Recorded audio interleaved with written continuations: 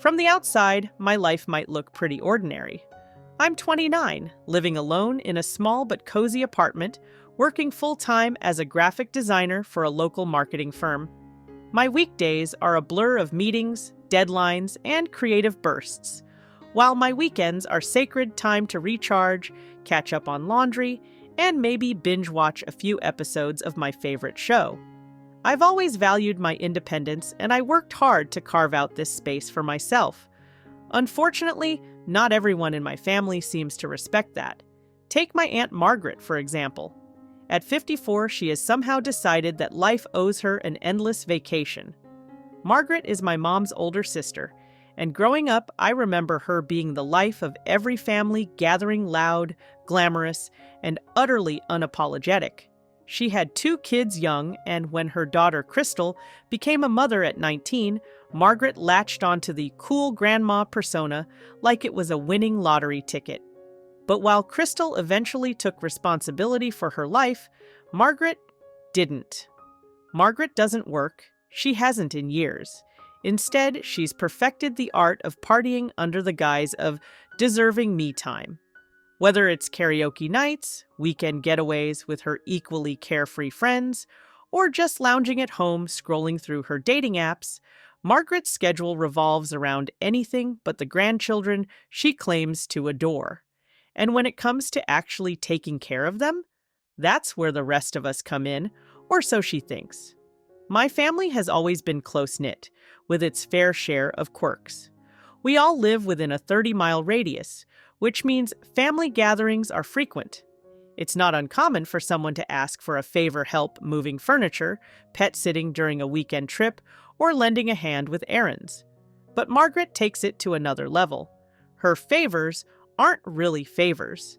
They're demands cloaked in a flimsy layer of entitlement.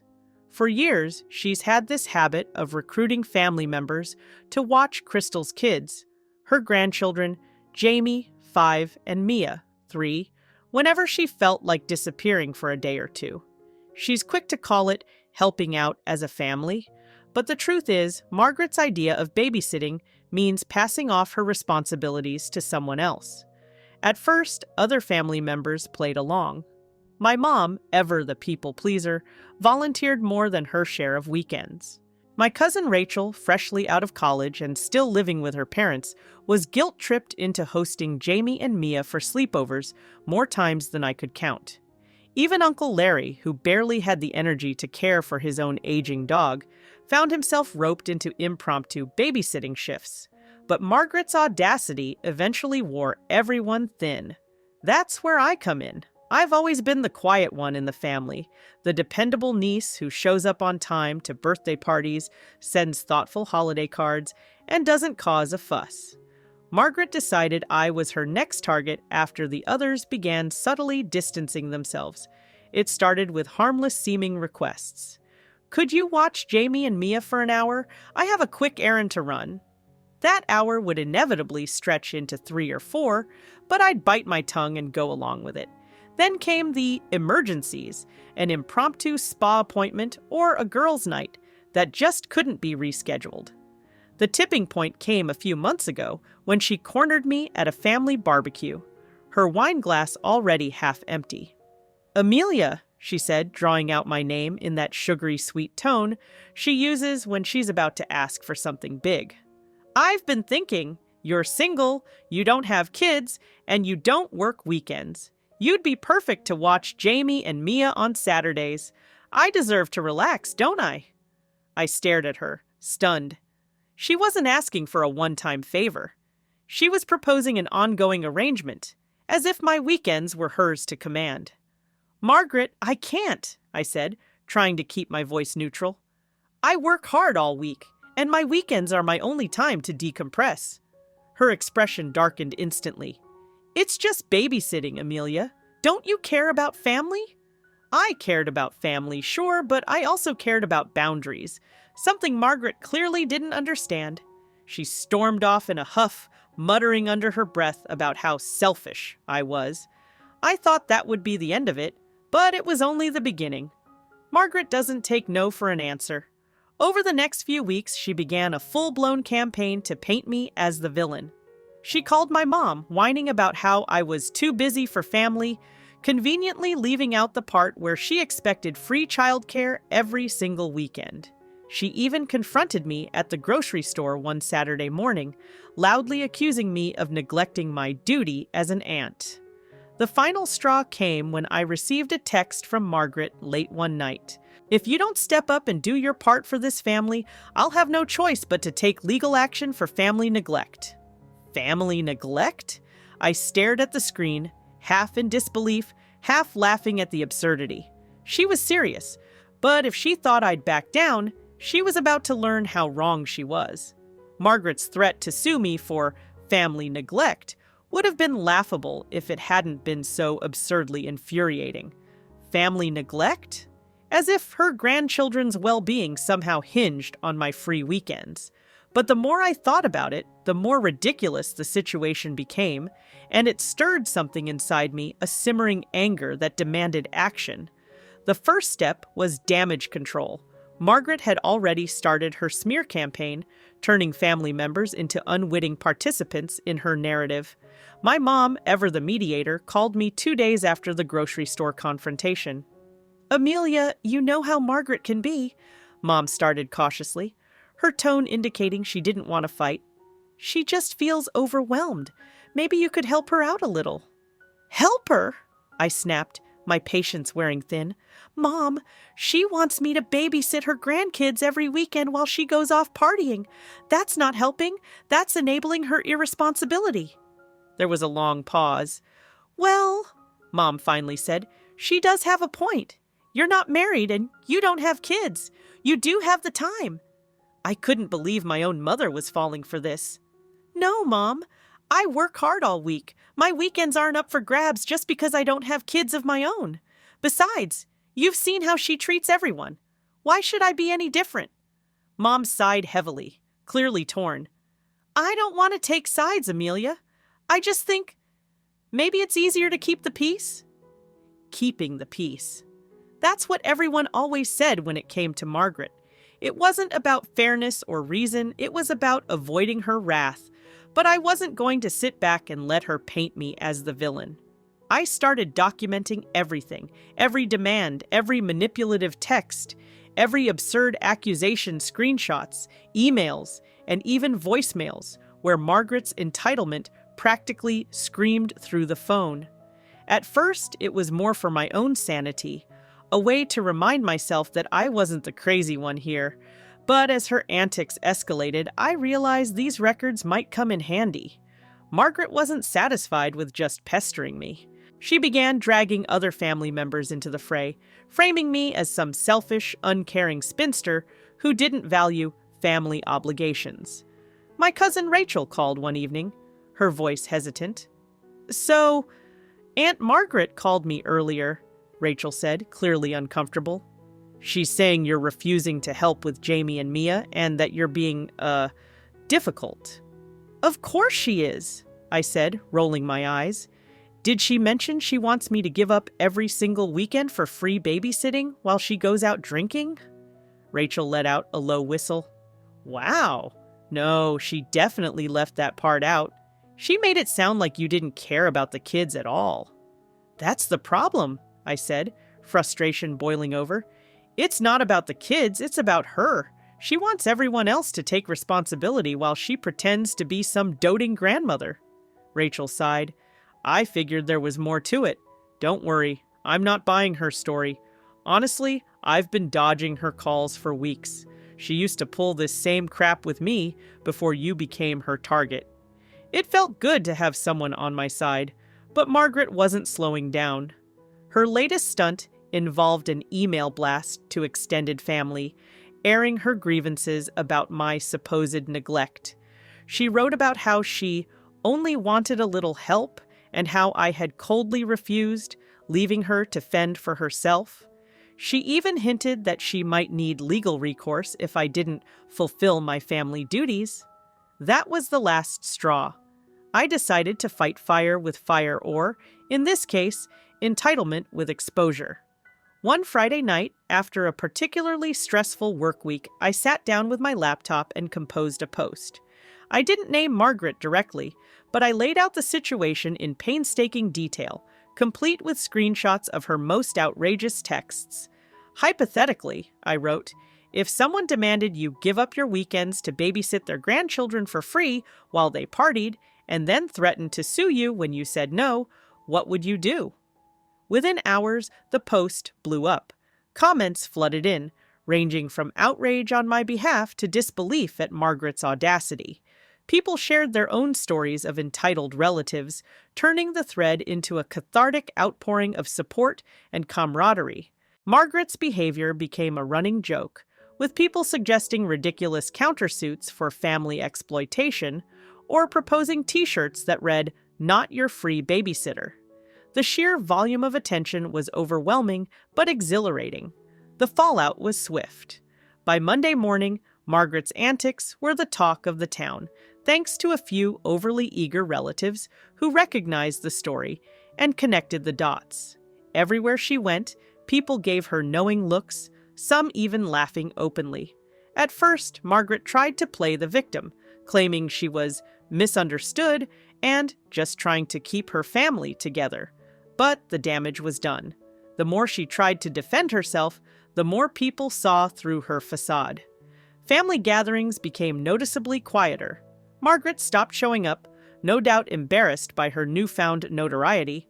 I, on the other hand, found myself receiving cautious smiles and quiet words of support from relatives who had also been on the receiving end of Margaret's demands. One evening, Rachel pulled me aside during a birthday dinner. "I have to admit," she said, grinning, "that was genius. The way you exposed her? Priceless. She's been on her best behavior lately. I think she's too scared to pull anything." I shrugged, trying to downplay the satisfaction bubbling inside me. She left me no choice. I wasn't going to let her walk all over me. It wasn't just about standing up to Margaret anymore.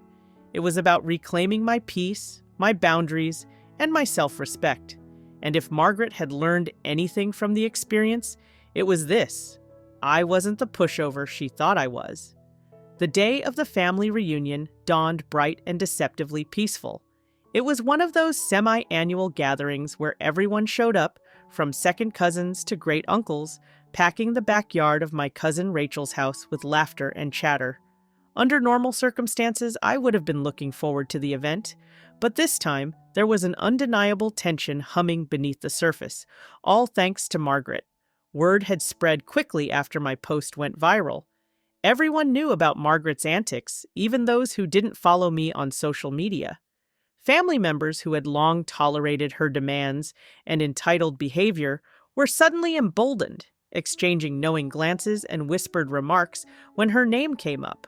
Margaret, to her credit, had kept a low profile in the weeks since, but I knew she wouldn't let this slide forever. Sure enough, she arrived at the reunion like a storm on the horizon, her expression a carefully composed mask of righteousness. She wasn't going to let her reputation crumble without a fight. I was setting up chairs near the fire pit when I saw her heading toward me. She had that purposeful stride, chin lifted high, the same way she walked into every argument as if she'd already won. A few family members caught sight of her approach and edged closer, clearly anticipating some sort of showdown. "Amelia," she began, her voice loud enough to draw attention, "we need to talk." I turned slowly, wiping my hands on my jeans and forcing a calm smile. "Sure, Margaret, what's on your mind?" She huffed, clearly not expecting my composure. "What's on my mind? You've humiliated me in front of the entire family and the town, for that matter. Your little stunt on social media was completely out of line." "Out of line?" I repeated, raising an eyebrow. "Margaret, you threatened to sue me for not babysitting your grandkids. What part of that was in line?" Gasps and murmurs rippled through the growing crowd. Margaret's cheeks flushed, but she pressed on. "That was a private matter, and you had no right to make it public. You've twisted everything to make me look bad." I took a deep breath, steadying myself. This was it, the moment to take a stand. "Twisted everything?" "Margaret, all I did was share your exact words. I didn't add anything or take anything away. If you think you look bad, maybe it's because your actions speak for themselves. She sputtered, her bravado starting to crack. This family is supposed to support each other. You've always been selfish, Amelia, and now everyone sees it. I was just trying to get a little help, but clearly you think you're too good for that. At this, I pulled out my phone, already prepared for this exact argument. A little help? I echoed, scrolling to the folder where I'd saved every incriminating screenshot. Let's clarify what you mean by that.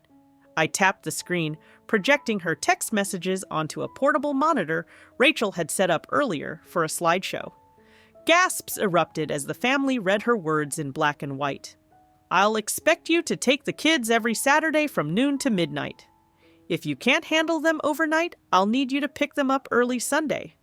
If you refuse again, I'll be forced to take legal action for family neglect. Margaret's face drained of color as the texts scrolled past, one after the other. Whispers turned into outright laughter as people exchanged incredulous looks. Family neglect? Uncle Larry said, barely containing his amusement. Margaret, are you serious? Margaret's hands clenched into fists. Those were taken out of context. Oh, really? I said, my voice sharp. Because here's the context. I clicked to the next slide, showing a video clip of Margaret at the grocery store, accusing me loudly of abandoning my family. Then came another clip, one I'd hesitated to use but had decided was necessary, of Margaret at a bar, laughing about how she'd gotten other family members to babysit while she recharged. The crowd's laughter grew louder, but beneath it was a simmering anger from people who'd been on the receiving end of her manipulation. I think we've had enough of your context, I said firmly, lowering the screen. Margaret, the truth is, you've been using this family for years, and when people started standing up to you, you tried to turn me into your scapegoat. It stops here. She opened her mouth to retort, but seemed to think better of it.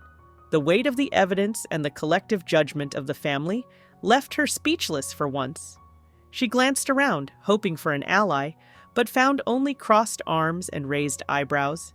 Even my mom, who had always been her most vocal defender, was shaking her head in quiet disbelief.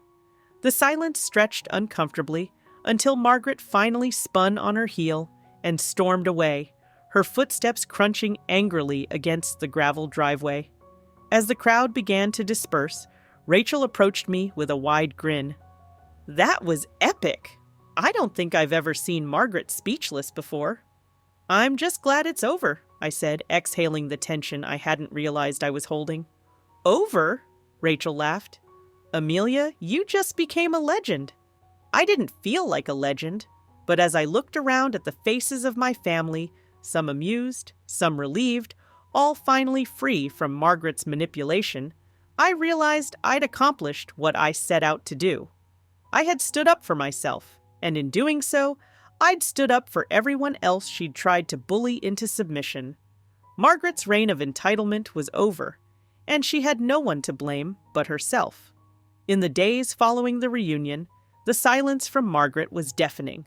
No more texts, no phone calls, not even a passive-aggressive Facebook post. It was like she'd vanished into thin air. I knew better, though. Margaret wasn't the type to admit defeat. She was likely licking her wounds, trying to figure out how to spin the situation in her favor. The rest of the family, however, seemed to breathe a collective sigh of relief. At the next gathering, a smaller birthday celebration for my cousin Rachel, there was an unspoken understanding that Margaret's behavior was no longer welcome. Conversations flowed more easily, and laughter filled the air, without the usual undertone of tension that accompanied her presence. Rachel cornered me in the kitchen while we were slicing cake. You realize you did everyone a favor, right? She said, handing me a plate. I wasn't trying to be a hero, I replied, cutting another slice. I just wanted her to leave me alone. Rachel smirked. Well, you got your wish and then some. Margaret's been the topic of every group chat for weeks. Uncle Larry says she hasn't called him once since the reunion, and Mom says Margaret skipped her usual Sunday coffee meetup. I raised an eyebrow. She skipped coffee? That's serious. It's practically a public admission of guilt, Rachel said with a laugh. You dethroned her, Amelia.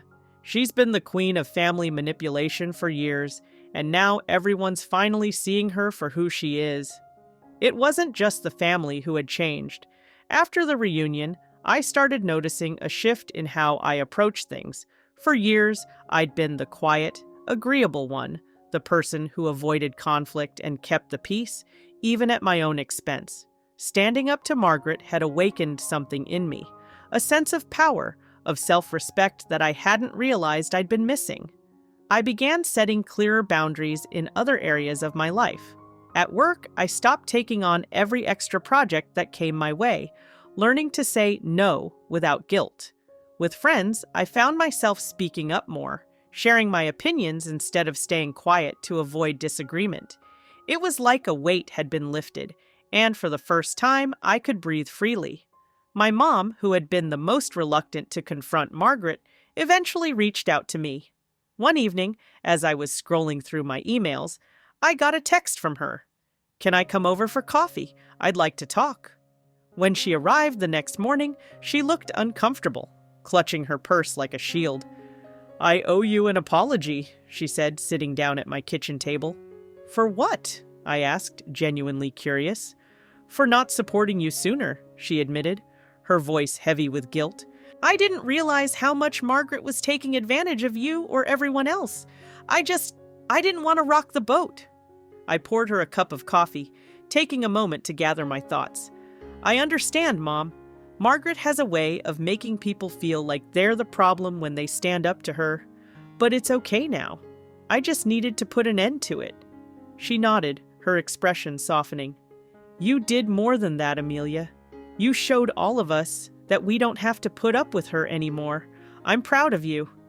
Hearing those words from my mom, a woman who had always avoided confrontation at all costs, meant more than I could express. Margaret, of course, never offered an apology. She resurfaced weeks later, posting cryptic quotes about toxic people on social media and dropping unsubtle hints about how families should stick together. But no one took the bait. Over time, her calls for attention grew fewer and farther between. The family had moved on, and so had I. Looking back, I realized Margaret's behavior had been a blessing in disguise. It had forced me to find my voice, to stand up for myself in ways I never thought I could. And while I didn't set out to change the family dynamic, I was proud of the ripple effect my actions had created. Margaret might still see herself as the victim in all of this, but I didn't care. For the first time in years, I felt truly free. A year later, life looks remarkably different. Margaret is still around, though her presence is far less commanding.